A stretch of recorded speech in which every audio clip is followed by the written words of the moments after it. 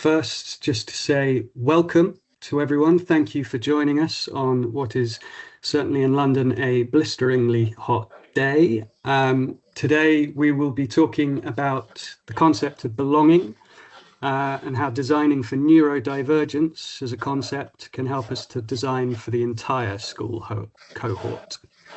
I'm just going to take us over to the agenda and just take you through a little bit of scene settings. So obviously, I'm sure everyone is aware that the DFE white paper, Every Child Achieving and Thriving, was published in Feb of this year, and hot off the press, the ISC annual census has just been released. Both of these show a clear increase in students requiring SEND support across both the independent and state-maintained sectors. And indeed, this week's ISC census shows that 1 in 4 pupils from their member schools are now receiving SEND support. And the EHCP figures have jumped by 62% since they did the census last year. Some of this is due to a growth in specialist schools on their books, but there is still a trend across other schools' members. It shows a sector-wide trend that is increasing, and I think we'd all agree it shows that this sort of provision is now a mainstream concern. And thus today we'll be exploring how design environments for this group can provide benefits for the entire student population and hopefully to help support your wider school goals. Delighted today to be joined by 3 experts to help discuss these points. The first of which is Sam McFarlane, who is Education Officer at NASEN, who are the National Association for Special Educational Needs. They're a not-for-profit organisation, and Sam herself has been both SENDCO and a local authority SEND leader, supporting schools in developing and implementing inclusive practice. Sam's also a dyslexia specialist and has lectured at Lincoln Bishop University on the subject of SEND and inclusion. Joining her, we have Andrew Ball, who is Project Director at Pinnacle, and I must say, since my joining, has been a font of knowledge, and I think it's fair to say has been involved in hundreds of projects across both independent schools, multi-academy trusts, and state-maintained. And I'd say his strengths probably surround him helping to ensure that all school stakeholders' goals are understood and then translated through to the design and build. And finally, by no means least, we have Taryn Calley, who's a senior interior designer here at Pinnacle and is passionate about innovating and setting new standards across the board here. And one of the things that excited me most on joining was her skills in involving students and staff in the design process and guiding their sometimes interesting input whilst championing our space approach to co-creation and co-design. In a moment, I'm going to pass over to Sam, who's going to take us through some context around the DFE white paper and some other stats from this year. But first, I'd like to encourage everybody on the call to use the Q&A function, which you'll find at the top of the window, or if you're on a mobile device or something like that, you may have to press the 3 dots. But please do post any questions you have in there throughout today's call, and we'll try and get to as many of them as possible. We've got a decent amount of time set after Sam's presentation for discussion. So yeah, and with that, over to you, Sam. Oh, lovely, thanks. Thanks, Max. Thanks for having me as well. So I don't need to introduce myself because you did such a wonderful introduction, Max, so that's lovely, thank you. So I'm going to just do a very brief, almost whistle-stop tour of some of the data around SEND and what the landscape looks like, including the white paper, which has just been released. So Max, if you would like to move the slides on, please, that'd be great. I think we can just skip over this because you did such a great job introducing NASEN. These are some of the new slides that we're using, and they are quite lovely, actually. We keep going. we will get to the presentation. There we go. If you're interested in membership, you can follow the QR code, which is in the corner there. Okay, so we are going to be talking about the landscape, data and policy, and also how we balance that with the reality of the students that we have in our schools, and also the kind of objectives and data that we're trying to achieve with them, whilst also pursuing an inclusion or inclusive agenda within schools as well. So that's basically what we're going to be looking at. Max, if you could just skip forward, thank you. Lovely, and again. All right, so we have some new data. This is hot off the press from the ONS. This came out, I think, in the 11th, maybe the 11th of June. And we will see here, and this will be no surprise to you, to my colleagues working in schools, that we have an increase in all data in terms of pupils with an EHC. There's an increase, it's gone to 5.3%. There's an increase for pupils identified at SEND support, and overall that gives an increase of 19.5% of pupils across all phases on average that are identified with a SEND or have an EHC. And I don't think there's any surprises there. It increases year on year, and there's lots of reasons for that. I think one of the things is we're going to discuss why that might be today. Max, if you could just move it on a little bit. There we go. Some more stats for you, because I think this is really useful, and if whatever phase you are in, to know, okay, this is the overarching, this is the average stats, but this is what it looks like and breaks down in different phases. So if you're in nursery, it's 18.8%, primary 18.20%, slight dip into secondary at 16.5%, and that is because there tends to be identification of pupils with SEND peaks at around 10 years old, and then as they go into secondary it dips again, and there's loads of reasons we could discuss for that as well, in terms of how students are identified and recorded in secondary, but we're not here to talk about that. And then, as you would expect, in alternative provision is very high. The majority of students that go into AP do have an identified SEND or an EHC. Could you skip on, please, Max? Okay, headline data as well. Again, I always think this data doesn't tell us anything that we don't know already. We feel this, and certainly in my discussions with schools up and down the country, we feel this within our settings. So it will be no surprise that the largest group identified for area of need is autism for those pupils with an EHC. And it has been that way for some time, actually, for many years. And also the second largest group is the largest group for SEND support is SLCM, with the second largest group being SEMH, which again, I don't think is any surprise there either. And if we just skip forward, Max, please. Okay, so thinking about the big news at the moment is the white paper, Every Child Achieving and Thriving. So it sets out some really key themes that will be explored. So one of the themes is narrow to broad. So we're thinking about here developing the curriculum to be knowledge rich. This is the language that is used, with enrichment entitlements for all, and initiatives to promote key skills. So we're thinking along the lines of like the 2026 to this year's year of reading. We've also got strong foundations as a key theme. So here they'll be looking to invest in staff. Subject shortages, all schools to move into high quality trust, and also local authorities to establish their own trust as well. So that will be interesting to see how that pans out. And thinking about harnessing AI within schools and how this can support teacher practice and support high quality teaching and learning. The third theme here is withdrawn to engaged, and here we're looking at, and this is a big theme for today, is looking at the sense of belonging for schools, and schools will begin to be expected to monitor and engage with that in terms of how they're looking at how pupils get a sense of belonging in their schools.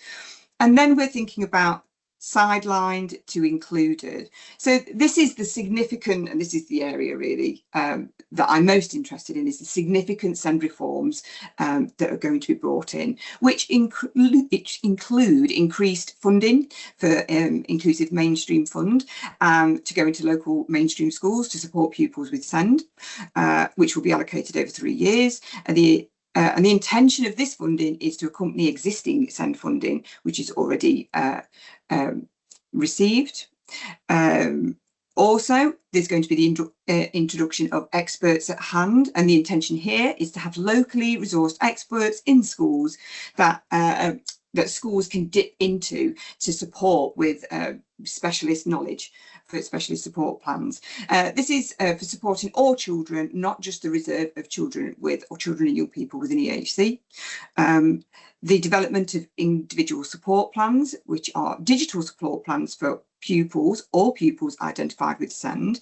And I think this will link into the next slide, which we'll get to in a minute, around, if we just skip back, thank you, around how we do universal and targeted support.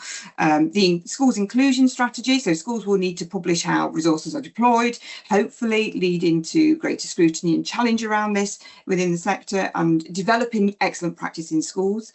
There will be national inclusion standards by 2028, which will involve a bank of high quality identification tools and provision for schools to dip into.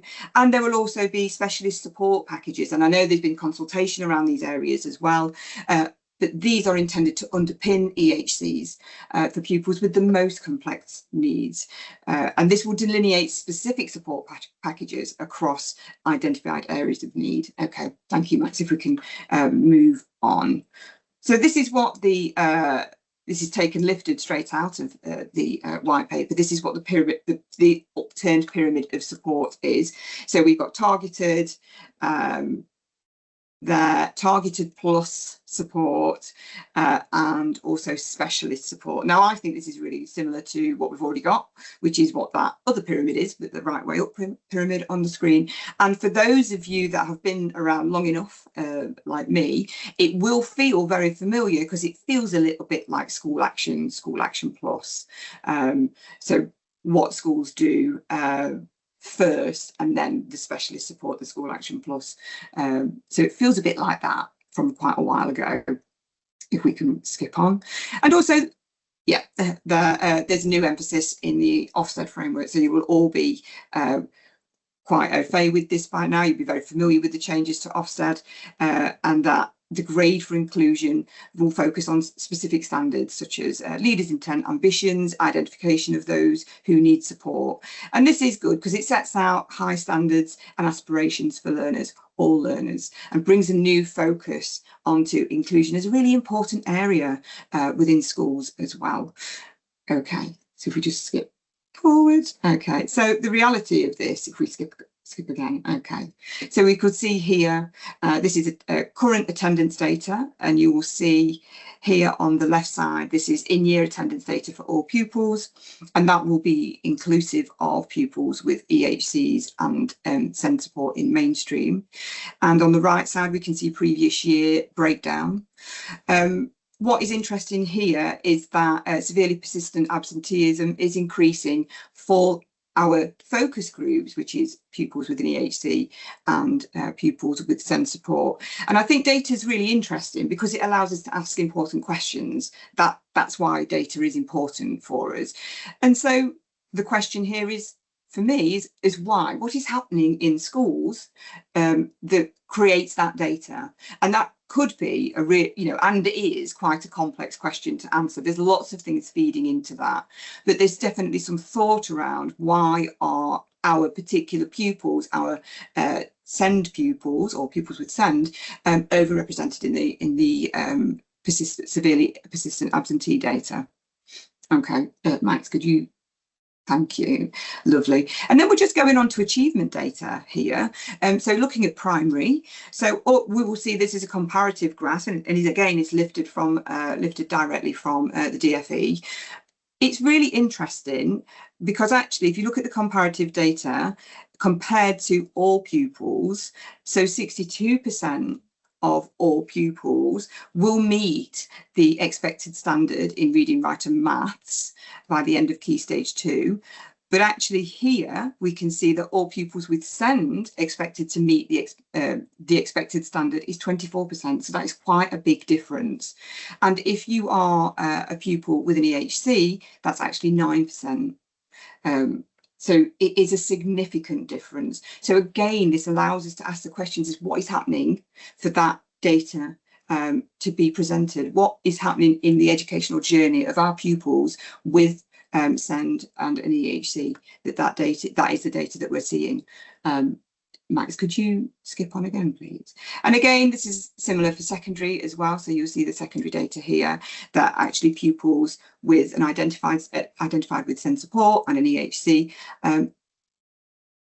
don't achieve as well as their peers without SEND support, without a SEND support or an EHC again.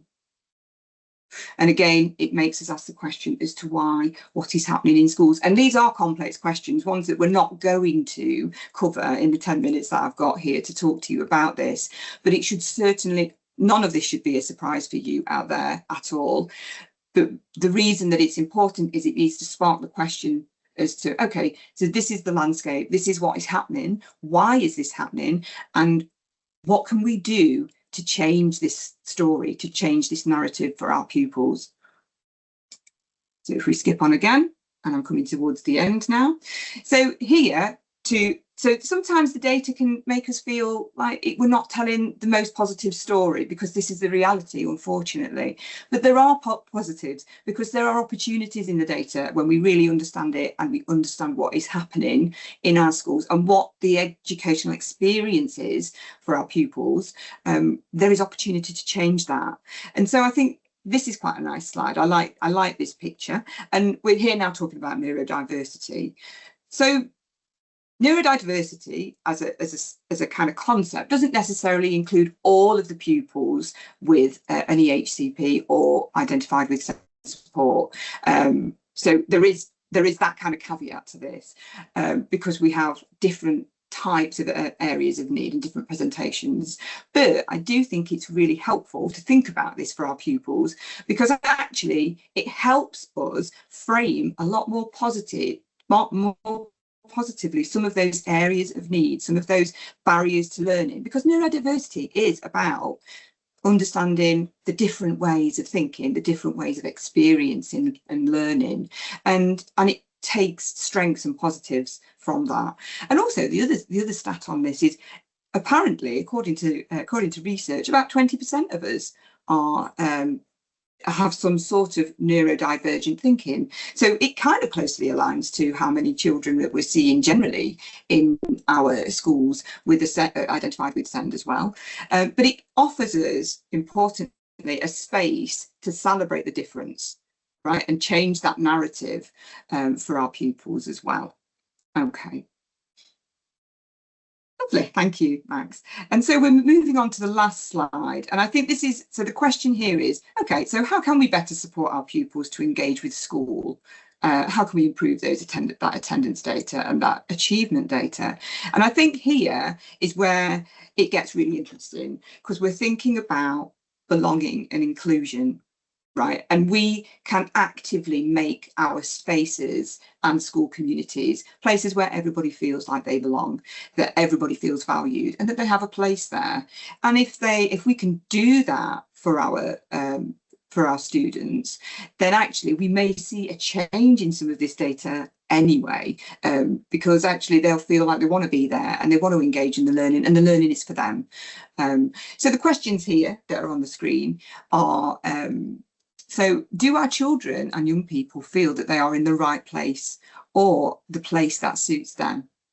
Right, that is one of the dictionary definitions of belonging. And do our children and young people feel comfortable and happy in their current situation in terms of school as well? So those questions might be challenging for you, or they might actually be reflective questions where you can, hand on heart say, yes, we're moving towards that.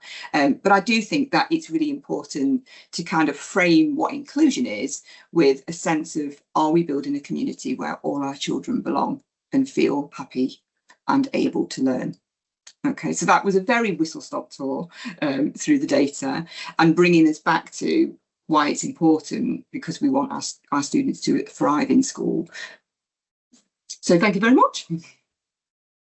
Thank you, Sam. That was wonderful. Some eye-opening statistics, I'm sure everyone will agree. I'd like to invite Taryn and Andrew back into the conversation and let Sam have a sip of water if she needs it. Thank you. And I think to kick off the discussion, this final slide on belonging and inclusion, I think is very interesting. So the white paper itself frames belonging and inclusion as these two distinct areas, but overlapping areas. I guess the question I would put to Andrew perhaps is, can a physical space serve those two things itself, or does it have to serve them differently? Yeah, thank you, Max. I think Laurie Hall has actually answered the question very succinctly in the chat. So thanks, Laurie.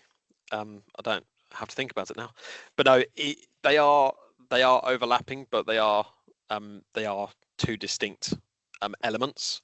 So the inclusion is the physical ability for any learner to be able to access the space and be included within the learning environment at the same level as any other student. But I think possibly the harder element is around the belonging, which is, does the child or the student feel like they belong in that space and they are part of that environment?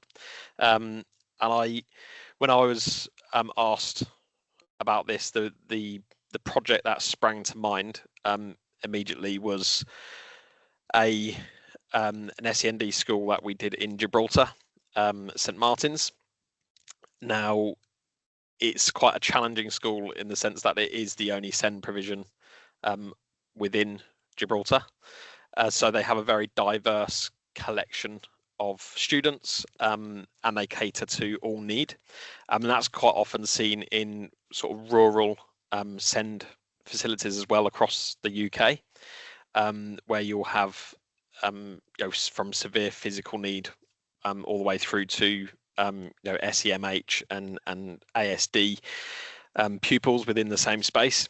And I think they've done it really well at St Martin's in being able to control some of the reactions or actions of students. But so, for instance, having sinks that are hidden behind doors, the ability to hide away the TV within the teaching wall behind a shutter so they can get it out of sight, out of mind. But then also having the adaptability, so the TVs are all on mobile stands, so they can be bought out and actually turned into a tabletop or an inverted screen. So if there's a child with severe physical disabilities, they can actually have the screen brought to them to engage with it through touch. But then there is a family of colours that goes through St Martin's. So wherever you are in the school, you know that you're in that space and you identify as being in St Martin's, and so it has that ability to blend these two things: the inclusion, making sure the spaces are fit for purpose for all types of need, but then also having that ability to make everybody feel comfortable and feel part of the of the school, and it's their school, and make each individual feel special and feel part of it. So that was that flexibility in terms of what the furniture within the space could bring, but also making sure everyone felt like they belonged and included. Brilliant. Thank you, Andrew. I guess the next question that springs to mind for me is perhaps one for Sam and Taryn. Sam, if we take your thoughts first. We know that sensory environment matters enormously for sensory processing differences, dyspraxia, autism, those with ADHD. You mentioned earlier, the percentage of us that are neurodivergent and perhaps not, labeled in that way. What does the research actually say about which environmental elements have the biggest impact on regulation, learning readiness? Take, for example, acoustics, lighting, colour and spatial layout. Yeah, I think research varies in this area, actually. And I think it kind of depends what we're looking at in terms of what specific needs. But I think what is really important actually is that the sensory adaptations are anticipatory, right? So we're thinking about potentially like things like planning in calming zones, managing acoustics, you know, having like sound dampeners, thinking about how we use diffused or soften harsh lighting, all those kinds of things, which can be actually achieved through kind of like a sensory audit of a space, would be most helpful. It's difficult because it's very unique, isn't it, in how people experience spaces. So you would have to find a kind of best line of fit where it manages the environment well enough for the majority of people to access it. And what we're really talking about here is like a universal design, isn't it, where we're kind of incorporating universal design for learning, but within the physical space. Yes, exactly. And Taryn, I wonder if you'd talk us through some of these images that we're looking at now from your point of view as well. Sure, no problem. I think just to sort of add on to what Sam had to say, I completely and utterly agree. I think that designing for inclusion means just that. Whatever would benefit pupils who had additional needs will actually benefit everybody, including staff. We know that poor noise and speech intelligibility will consistently reduce attention and language processing, as well as learning. That's across the board, but particularly for students with sensory processing differences. So there are a number of interventions that we can take in existing spaces, as well as, you know, when we're designing from the beginning, we can take all of those considerations into account. But we can add acoustic treatments onto walls. We can use soft furnishings in spaces to absorb sound. Introduction of things like carpets will just help mute everything and break up spaces. And that is obviously very beneficial. Lighting, we know, is a huge one. You need a certain lux level to be able to actually do any work. But access to daylight and reduced glare, avoiding any flickering, also just supports comfort, self-regulation, and then alertness as well, just working with the sort of circadian rhythms that we have. I think there's also a huge sort of push from our side, Pinnacle, and to look at the spatial organization. I think having environments that are predictable but uncluttered reduce that sort of cognitive load and distraction, which makes it just easier for pupils to focus on. And then while there hasn't been a huge amount of research into the actual color palettes, nothing sort of quantifiable, I think that we all know for ourselves that certain environments that have more timber and natural colors in them are just more soothing. If you want environments that are going to stimulate pupils and children, bring in the bright colors and lots of lines and distractions. But if we want to encourage sort of self-regulation and a space that's just quite calming, we want to bring in those calm, more muted tones.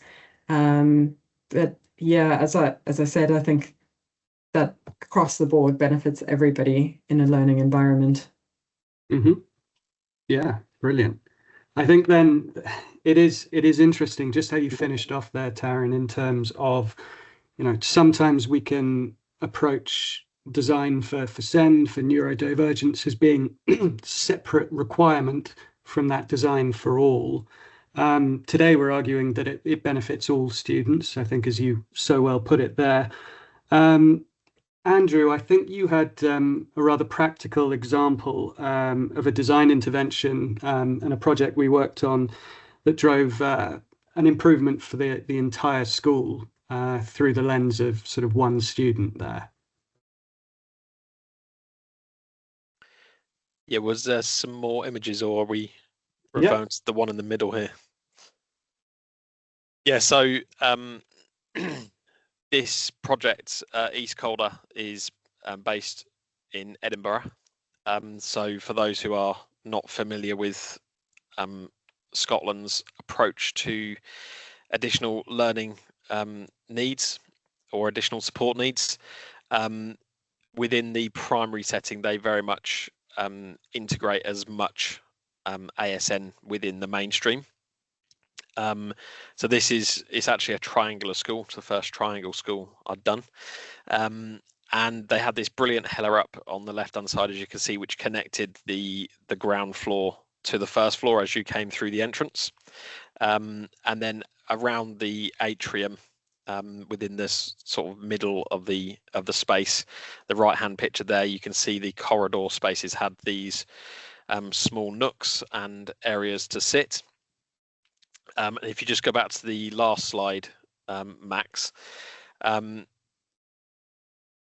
So this is a perfect example of this is their sort of library space, which is actually part of a corridor. And you can see there was a great wealth of different options for children to sit. So there's some standard chairs and tables which are out of shot on the left hand picture, but then there's bean bags, there's nooks, there's group seating, and speaking with the head teacher there, who is very passionate about how we give pupils at all ages choice. And she said the ability of those children, so the choice of seating goes right the way through to the classroom. So they have some standard chairs, they have some different shaped tables, they have some higher tables with stools, and they also have some soft seating elements. And she says her view on it is that in a regulated school environment, you can actually have a child go all the way through their school being told where to sit by the teacher on a seating plan, and never have to make improve those soft skills like decision making and negotiating where they're going to sit, and actually making those choices. And she said, so by giving the students the ability to have a choice, they actually learn themselves how they learn the best as an individual. So some people will learn best in a group. Some people will learn best curled up in a nook by themselves with less distraction. And so the ability for that child to actually learn how they learn in the best way themselves, it just gives them the ability to actually become the best version of themselves. And it's those soft skills that is what we're needing to develop in our young people, is the ability to actually develop those soft skills. It's not just all about knowledge. We know that education previously was about the acquisition of knowledge. Well, now you've got AI that is going to have millions more power in obtaining knowledge much faster than any individual. So now it's actually it's not about knowledge, it's about what you do with the knowledge. So again, bringing in East Calder, they had some brilliant furniture which was encouraged movement whilst they were sitting. So there's studies that show that if a child can fidget and move within the environment that they're in, they concentrate for longer. And then if you just flick back to the, I think it was the previous slide actually, one of Taryn's images. This image here, the red cushion, there's a really strong story around this. So they had a non-verbal autistic child within the school who disliked any function where there was more than two people, or the ability of lots of noise. And so when they were in the assemblies in the school hall, which you can see through the window down there, the child wouldn't be in attendance to those assemblies because it was just an environment that they couldn't self-regulate. And it was actually a day when some of our team were on site, and they were just observing the assembly. And the head teacher was actually directly below this window, talking to the students who were sitting on the floor. And there was suddenly a buzz of excitement through the children, and the head teacher knew that something special was happening. And the said child had come to this to this nook and was actually engaging for the first time in his life in a large assembled meeting. And yeah, it was just absolutely amazing that through the way the school had been designed, they were able to open alternative ways for that student to actually engage in the wider school activities. And this nook's now been named after the child because it is his favourite place in the school to go and engage with those large format events that happen within the school. And now that has actually opened the child up to doing more and more that they never thought he'd get to on his journey. So it's just incredible the way that the way a building is designed and the way that FFE is put within that building can actually really include and make persons the best versions of themselves. Yeah, that's brilliant. Such a wonderful story. Thank you, Andrew. We've just had a question in from Laurie, which I think is a very interesting one. Laurie has also said, I know there's no likely answer, as no single ideal can exist, sadly, so this could be a tricky one for us all. But Laurie's question is, it's great to design calm, low arousal environments. How do we ensure we're also designing for sensory seekers so that universal design reflects the diversity of sensory profiles rather than assuming everyone benefits from this reduced stimulation? I think there's been some stuff on flexing in spaces that maybe Taryn, you'd like to take us through? Yeah, sure. So I think one of the key principles that we now include in all of our designs is the idea of flexibility. We very often encourage any school who is going to be changing their spaces to look for solutions that are adaptable and flexible. We have a number of different furniture solutions that are easily movable and can be rearranged at will. Something that is really becoming quite popular is to zone off classrooms and learning spaces with items of furniture, and to have just different areas within the same space for pupils to choose to go and work. Things like floor mats or height adjustable tables, things like that. So you could have environments that change very often, which I think is quite exciting. I'd be very excited to come into my office and see that it had moved around. As well as giving some students a little bit of ownership over their own space as well, because they are encouraged to be able to build their own spaces. I think that things like lighting are a super easy win to change an environment. LED strip lighting is very inexpensive these days. It comes in all kinds of color temperatures, and it's very often used in sensory spaces. Dimming the lights and having, being submerged with a color is quite a amazing experience for all of us. So a lot of the therapy sensory rooms do revolve around that.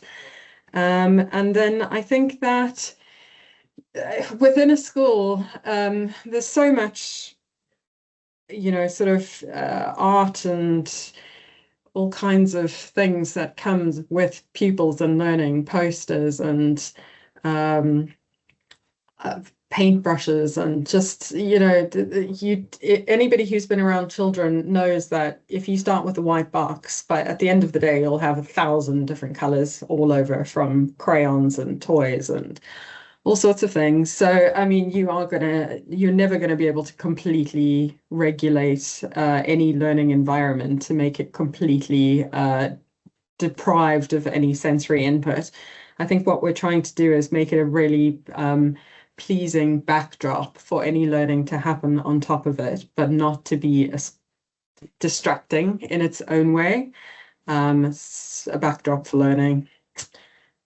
That answer your question, hopefully. But there may also not be any answer. No, Actually, that was brilliant. Thank you. And Sam, I don't know if you wanted to come in on this as well. I think your spidey sense was tingling then, because I did. So thank you. So it's a really interesting question, isn't it? It really is. But I think Andrew probably touched on it in terms of thinking about supporting pupils to become aware of what they need and make their own decisions, right? And I thought, oh, that's perfect, because actually that really links to adaptive teaching, which is, you know, it's a big agenda in schools. A report was put out by the Education Endowment Foundation about how to support pupils in schools, and one of the ways of doing that, meeting all pupils' needs, was through adaptive teaching. And the reason I'm telling you this is because that taps directly into those metacognitive skills that we want pupils to have. Like, how do I learn best? What do I need to learn best? What do I need around me to do the job? You know, what am I ready to do that? You know, all those kinds of questions that we want to develop in our pupils. And it's not just about pupils with additional needs either. But I think an environment that offers the choices will support that. So it you know, it's not necessarily about solving every single problem, because it's not necessarily seeing it as a problem. It's like providing choices and facilitating young people and children to make those choices independently. If you've got spaces that can facilitate those choices, then actually you've got spaces where they can start making their own decisions. And what might come back is, if pupils are used to doing that, they might tell you what they need if they don't have it. And that could be something that you work on as well. So yes, it's difficult, because you can't, yes, it has to be anticipatory, because the Equality Act says that we do need to anticipate need. But also what we do need to do is provide environments where our children and young people can start making decisions for themselves. And that means that sometimes there might not be everything they need, but you are building that learning resilience and decision making, that they might be able to come to you and say, this is what I need. That, if that helps, that's where I got a little bit like, oh yeah, this is feeding straight into, you know, where we want our pupils to be. Yeah, definitely. I think with time on not on our side anymore, but I think that leads into what was planned to be the final discussion point today, which was the DFE case study. There's a case study in the DFE white paper, page 49, if anyone has their books open, with Olive Academy Thurrock reducing suspensions by 62% and days lost to suspension by 69% in a single half term, by redesigning its approach to behaviour, environment and belonging together. I think I'll ask each of you in turn, and maybe starting with you, Sam, as a closing reflection, what is the one shift in mindset about neurodivergence and daily school life that you would want every school leader to leave with today? Yes, so I do have some thoughts on this. Would you believe? I believe there was a report was published by the Wallace Foundation, which is based in America, around effective school leadership and supporting pupils, particularly pupils that might be experiencing disadvantage. And the reason it's a really good report, actually, is because the one idea that comes out of that is to encourage leaders to think, actually, am I looking through the decisions I'm making through an inclusion lens, or even a lens of belonging, if you like? Are the decisions I'm making removing barriers to that, or are the decisions I'm making, you know, inadvertently or unconsciously creating more barriers? So it does really tie in kind of reducing exclusions and thinking about the persistent absenteeism, like what is happening within the school, what are the decisions I'm making, which is facilitating those statistics, is facilitating that data. So the one thing that I would always encourage leaders to have is to have that inclusion lens, or have that belonging lens, and ask yourself, challenge yourself, like, are the decisions I'm making reducing reducing those barriers and creating more opportunities for pupils to feel like they belong here, or are they inadvertently, in some cases, creating more barriers? Brilliant. Thank you, Sam. And then probably to Andrew next, just quickly and briefly, if you can, because I realise we're running out of time. What is the one physical change you would make to every school in the country if you could swing that proverbial magic wand? So briefly, there's two prongs to it though. So I think the number one thing I would do initially is I would challenge every school leader to look at their environment and work out how they can make their buildings work harder. So take the labels off the doors, stop calling it a meeting room or a group room, and think about all the other activities that could actually be used in that space with very low cost input. So to Laurie's question about, while the main environments may be low arousal environments, because we know that meets the needs probably of most, for those sensory seekers, if they have got a group room or a meeting room or somewhere nearby that they can go into and turn on some LED lights, have a bit of music playing, where they can actually go in and get that sensory need met. So sweat the asset, make your space work harder. The analysis that's been done on school environment, the most used spaces in schools are only used 70% of the time the school is open. So there's a huge amount more we can do in our space. The second would be, if I had a magic wand and money wasn't an issue, I would want every school to trial a classroom of truly adaptable furniture, because I think if we get away from this model of 15 desks with 30 chairs and actually give pupils choice, it will transform the way our children learn. Brilliant. Thank you, Andrew. And Taryn, with your magic wand. With my magic wand, what would I recommend every school does? In terms of a physical change, yes. Physical change. I'm going to keep it very, very simple and very Marie Kondo in a way.